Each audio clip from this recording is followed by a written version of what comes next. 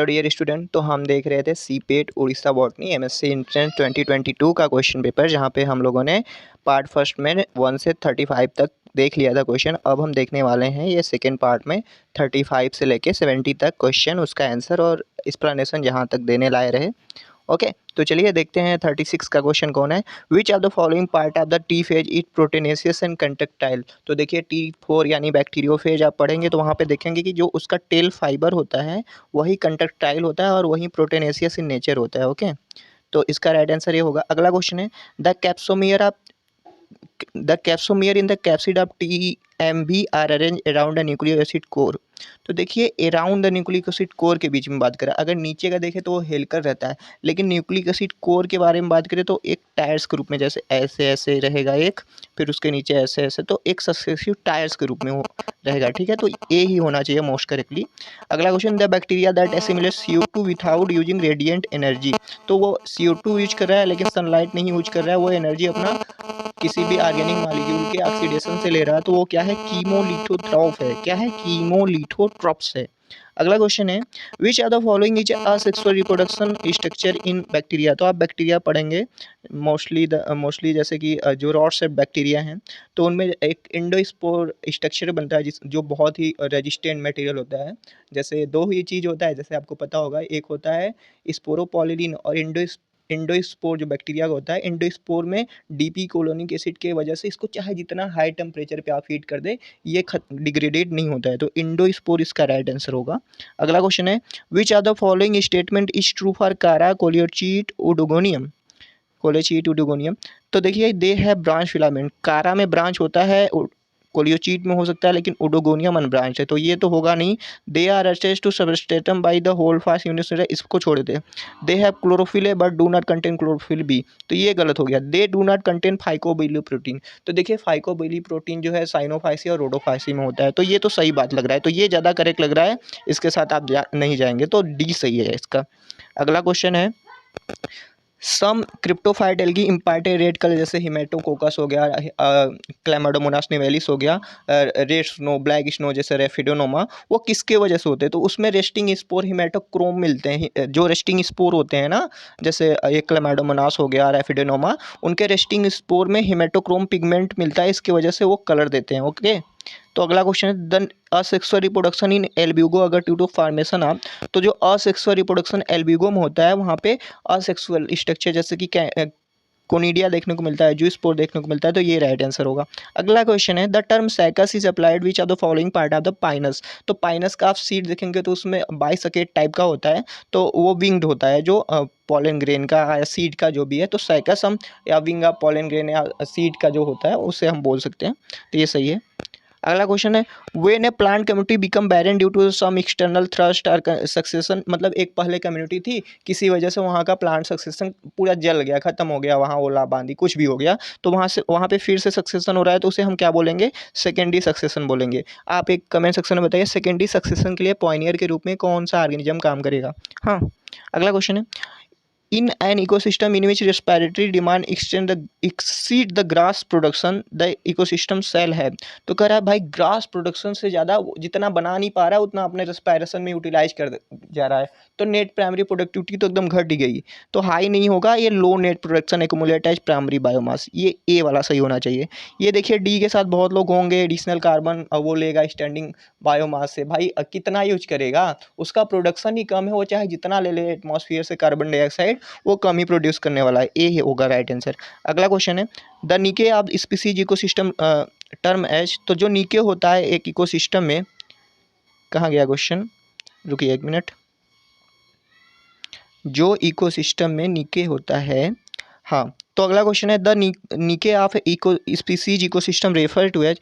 तो एक निके होता है किसी भी स्पीसीज का, तो वो एक स्पीसीज कैसे अपने हैबिटेट में रहता है और वहाँ से कैसे इंटरेक्ट करता है, क्या फंक्शन है, कैसे वहाँ से इंटरेक्ट करता है ऑर्गेनिज्म से, क्या क्या न्यूट्रिशन लेता है, तो ये function of its place of occurrence होगा। अगला क्वेश्चन है, a vertical section of would circular arrangement of annual ring कहाँ पे होता है। जब आप जैसे कोई भी पेड़ है, प्लांट है तो इसका अगर वर्टिकल सेक्शन काट रहे हैं, ऐसे ऐसे काट रहे हैं, तो एक आपको रिंग अगर देखने को मिल रहा है, ऐसे ऐसे ऐसे ऐसे, तो ये जो लेटरल ब्रांच निकलती है इसी वजह से ये रिंग होता है। आप वर्टिकली काट रहे हैं ना, तो वर्टिकली काटेंगे अगर ये लेटरल ब्रांच यहाँ से ग्रो करेगा तभी तो यहाँ पे आपको देखने को मिलेगा। तो ये रहेगा आपका डेवलपमेंट ऑफ लेटरल ब्रांच इसका राइट आंसर। ठीक है, अगला क्वेश्चन है in a typical dicot embryo the suspensor. देखिए सस्पेंसर कैसे बनता है, जो ट्रांसवर्स जो बेसल एक एपिकल सेल होता है, एक बेसल सेल होता है। तो सस्पेंसर सेल बनता है बेसल सेल में ट्रांसवर्स डिवीजन लगातार होता रहता है इसलिए। ओके, अगला क्वेश्चन है the biotic constituent of saffron. Saffron किस फैमिली से बिलोंग करता है, इससे क्या बनता है, यह सब आप कमेंट सेक्शन में बताएंगे। तो सेफ्रॉन में आपको देखने को मिलेगा कैरोटीनॉइड देखने को मिलेगा, मोनोटर्पिन्स देखने को मिलेगा और फ्लेवोनॉइड्स देखने को मिलेगा। ठीक है, देखिए अब कीटोन बॉडी तो भाई ये अच्छी चीज़ तो है नहीं, ये तो रहेगा नहीं। ठीक है, आइसोफोरेन ये कीटोन बॉडी यहाँ भी है, ऐसे निकल गया। और क्लोरोफिल ऑफ सेफ्रॉन में भाई ये तो अच्छी बात नहीं है। अब सेफ्रॉन जो स्टाइल स्टिग्मा पार्ट है वो नारंगी नारंगी रहता है, वहाँ पे क्रोमोप्लास्ट देखने को मिल सकता है, क्लोरोफिल तो नहीं रहेगा। तो आप एलिमिनेशन मेथड लगा के कर सकते थे ये क्वेश्चन। अगला क्वेश्चन है the term curing. The term curing is associated curing है curing associated with the processing of. तो देखिए जो होता है ना, जैसे कि कोई चीज़ खट्टा है, कड़वा है, उसको प्रोसेस करके फर्मेंटाइज करके उसको अच्छा बनाने की जो क्रिया है उसे क्यूरिंग बोलते हैं, टी का क्यूरिंग बोला करा जाता है। अगला क्वेश्चन है according of Vavilov concept of centre of origin diverse in the crop potato originate in. तो देखिए वायोलियो का कॉन्सेप्ट बहुत अच्छा है, इकोनॉमिक बॉटनी से क्वेश्चन है। तो नॉर्थ अमेरिका में जो पोटैटो का ओरिजिन हुआ था ये हुआ था। अगला question the value of biodiversity upon which all the ecosystem function depend is called.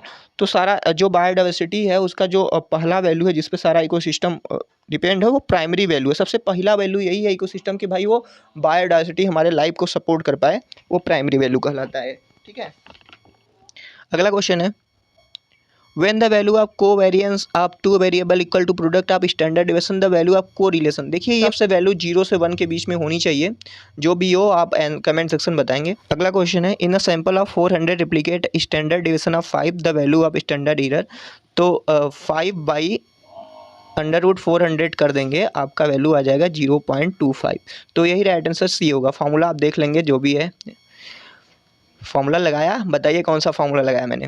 In Lathyrus dominant gene capital P responsible for petal colour complemented by dominant gene सी।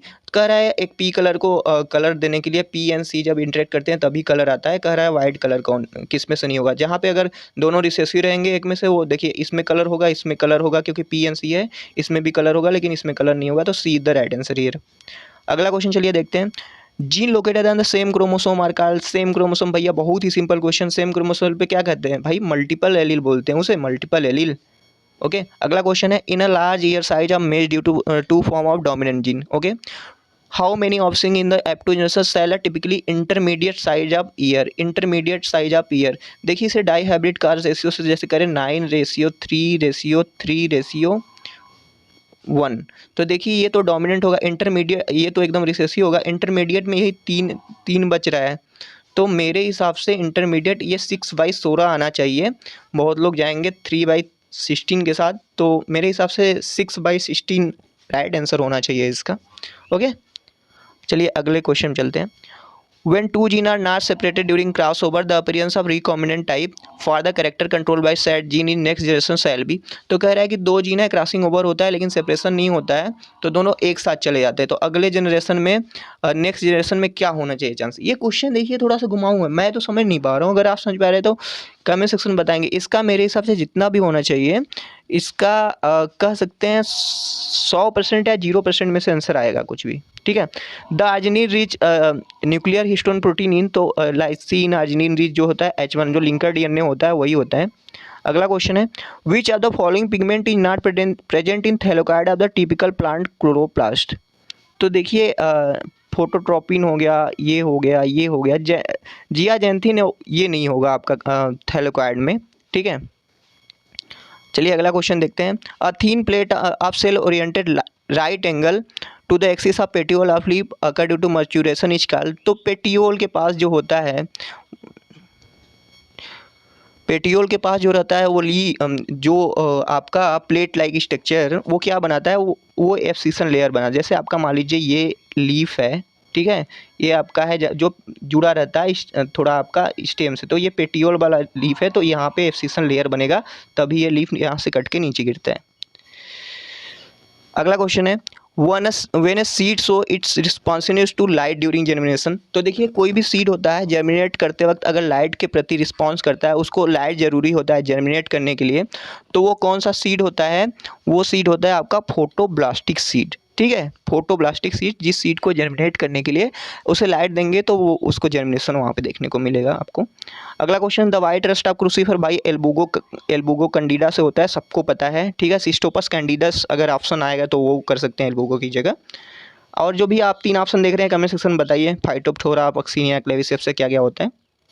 अगला क्वेश्चन है which are the following statement is correct. तो देखिए statement is का simple and reciprocal translocation occur at the same rate. Okay, तो देखिए दो contradictory statement है, simple translocation is rarer. तो देखिए सिंपल और मैं आपको रेसिप्रोकल का बता देता हूँ। सिंपल जो ट्रांसलोकेशन होता है वो होमोलॉगस क्रोमोसोम के बीच में होता है, रेसिप्रोकल जो होता है नॉन होमोलॉगस। तो मेरे हिसाब से जो रेसिप्रोकल ट्रांसलोकेशन है वो रेयर होना चाहिए सिंपल ट्रांसलोकेशन की जगह। तो ये करेक्ट है मेरे हिसाब से। ठीक है, आपके हिसाब से जो लगता है वो कमेंट सेक्शन बताएंगे, या तो आंसर की का वेट करेंगे।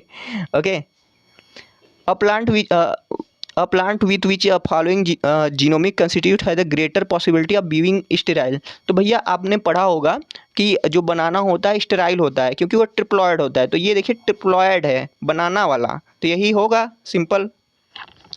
चलिए अगला क्वेश्चन चलते हैं। The amount of DNA in the haploid genome of living species is called. तो जो हैप्लॉयड जीनोम में होता है डीएनए का कंटेंट उसे सी वैल्यू बोलते हैं। Okay, which one mutation which visible expression is neutralized by the second। मतलब एक म्यूटेशन हो रहा है भैया, उसमें दूसरा म्यूटेशन होकर उसे रिवर्स कर दे रहा है, तो रिवर्स कर दे रहा है, रिवर्स म्यूटेशन सिंपल। अगला क्वेश्चन है the T I plasmid present in. T I plasmid होता है एगरोबैक्टीरियम ट्यूमिफेसियंस में, जो कि करता है आपका क्राउन गल। और आयराई प्लाज्मिड जो होता है एगरोबैक्टीरियम राइजोजीन में होता है, जो कि करता है हेयरी रूट। ओके, अगला क्वेश्चन है the enzyme Eco R one cut कहाँ पे लगाता है? इको आर1 GAATC, देखिए सब में है, जी के बाद ही तुरंत कट लगाता है। तो देख लीजिए जी के बाद किस में तुरंत कट लगा रहा है? जी के तुरंत बाद कट लगाएगा, तो पहला होगा राइट आंसर। ठीक है, जी के तुरंत बाद कट लगाता है। लास्ट क्वेश्चन में पहुंच गए। Which are the following is not advantage of embryo culture. तो एम्ब्रियो कल्चर का एडवांटेज कौन सा नहीं है? अंडरस्टैंडिंग द न्यूट्रिएंट रिक्वायरमेंट, ये है, हम समझेंगे कि न्यूट्रियो कौन कौन सी जरूरत होती है। Miniature seedling instead of fully grown seedling. तो एम्ब्रियो कल्चर में यही करते हैं ना, सबसे पहले एम्ब्रियो को कल्चर करके मिनिएचर सीडलिंग में बनाते हैं। Okay, study of embryo differentiation कर सकते हैं। Production of embryo of hybrid, ये कोई स्टेटमेंट सही नहीं लग रहा है मुझे, तो यही इसका मतलब गलत है और करेक्ट भी यही होगा तब। तो चलिए ये हो गया आप सबका सी पेट उड़ीसा बॉटनी का क्वेश्चन पेपर डिस्कस।